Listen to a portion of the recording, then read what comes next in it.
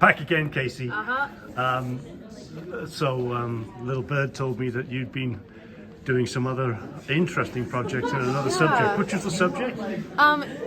In my class is Families in Canada, which basically talks about family dynamics in Canada. So I chose talking about assessment and education, and kind of relating it back to how it can impact different people, especially coming from different family structures and everything like that. Okay, so just talk me through this, please.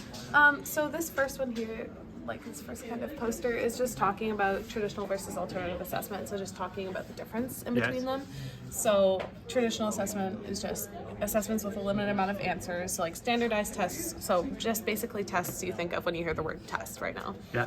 Whereas alternative or authentic assessment is basically taking the knowledge you learned in class and being able to assess your knowledge through meaningful and applicable and practical ways. And I personally and many others are beginning to realize that that is the route to go down instead of the traditional route, because traditional assessments really only measure factual recall, rote memorization, and basic comprehension rather than fostering a deep understanding of learning. And I know myself, as well as so many other people I talk to, as soon as they sit down and take a test, they leave the classroom, they forget it 5 minutes later, they forget all the information. Whereas if you have a kind of different, authentic style of assessment, people are going to remember the applications forever, which is why I talked about our CLOs versus our PLOs here. So CLOs is course learning outcome, whereas PLOs is program learning outcome. So course learning outcome is a measurement of what a student has learned in a course, whereas program learning outcome is a measurement of practical applications that a student has learned. Okay. So traditional assessment can usually have like a high CLO, so it shows like you had a good understanding of what you learned in the class, but a low PLO, which means you're not really going to know what to do with that information in the future. And whereas alternative, you can have both. You can have a good understanding of how to use all that information in the future and how to use it in your life right now, and you can do well in the class. And actually large universities are starting to realize this, and I know a big issue with a lot of teachers right now to switch into this kind of authentic or alternative style is they're worried about preparing their students for the future. But so many big universities, as more research comes out, are realizing that's not the way that we want to do it.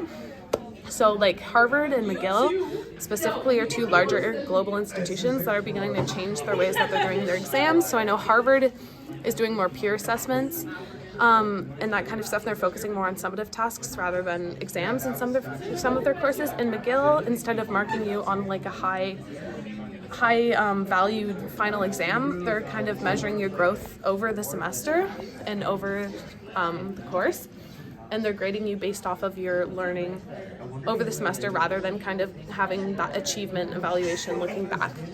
And this also kind of talks about, like, looking at traditional versus alternative assessment, it kind of talks about equality versus equity. So a lot of schools right now are kind of leaning towards the equality side, which is students are given tools that the school board deems as equal for everyone. But equity is kind of realizing that not all students are going to need the same tools to succeed. So providing all students with the tools that they uniquely need is the equity side of things. And I think that's really important to acknowledge, especially with I learned a lot about Indigenous communities and how they view education, and I think especially in Canadian society and North American society, it's so important to kind of acknowledge and bring Indigenous values and education into the classroom, and they really view education from more of a holistic and alternative standpoint, because they believe in a kind of all-encompassing way of education where not only are you learning about the course material and the linguistics and the numerical side of things, you're also learning about yourself while you're doing that. And I think that's something really important that we need to include in our education system here, just because we need more Indigenous voices in our curriculum as well. So, a question for you. Yeah. Trying to change systems is not easy. No, absolutely. And there will be all sorts of people that say, yes, but we can't do this for a whole lack of reasons.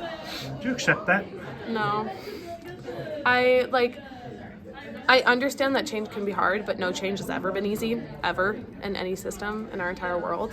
I firmly believe that just like sitting back and not doing anything about it and not trying to come up with new innovative solutions is not going to do anything but push us further away from the future that we want. So I think, while it may be difficult or scary to try and kind of reimagine what education could look like, I think it's absolutely necessary if we want to start helping better prepare students for the future and better engaging students in classrooms. So yeah. Is there any connection at all between shifting to a more holistic approach and improving people's mental health?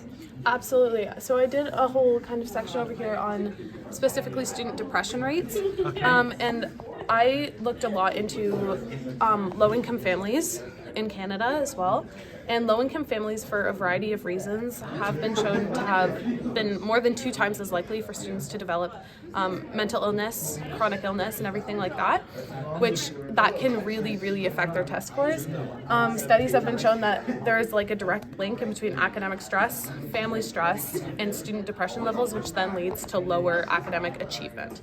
And there's a whole bunch of stats up here that are actually quite unfortunate. 30% of high school students right now are currently dealing with depression in some form.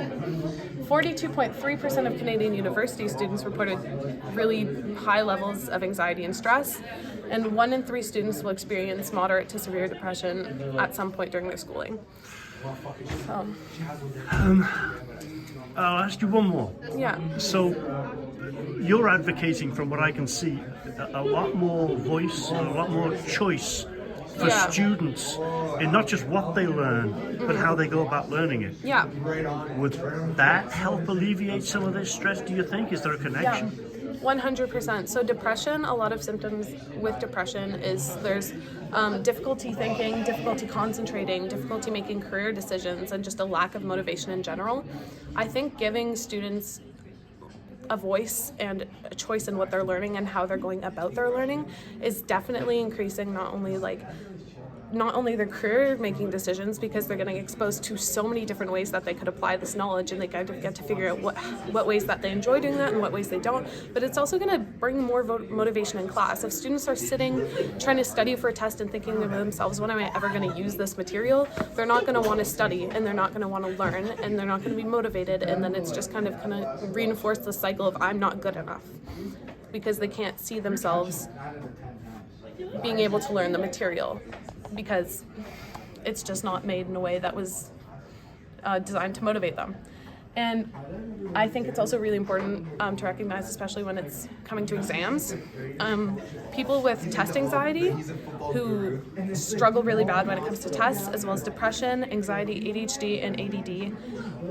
A lot of people don't have the resources to kind of get an IEP in classrooms sometimes, because sometimes that does cost a lot of money for them. Like, I know one of my friends has ADHD and she can't get an IEP due to the fact that she doesn't have the financial resources available to go get diagnosed for it.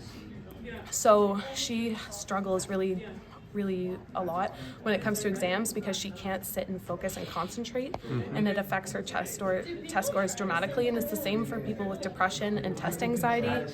You're sitting there and you draw blank because you're so nervous, and maybe you have pressures at home, pressures outside of school, or even pressures just from yourself, and sitting there writing these long tests, writing these long examinations, these standardized tests is not going to do any good for their mental health.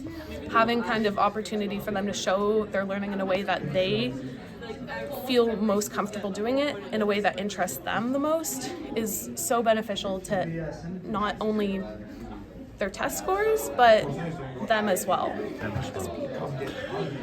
You've given us a lot to think about, Casey. Thank you so much. Yeah, no problem. Thank you.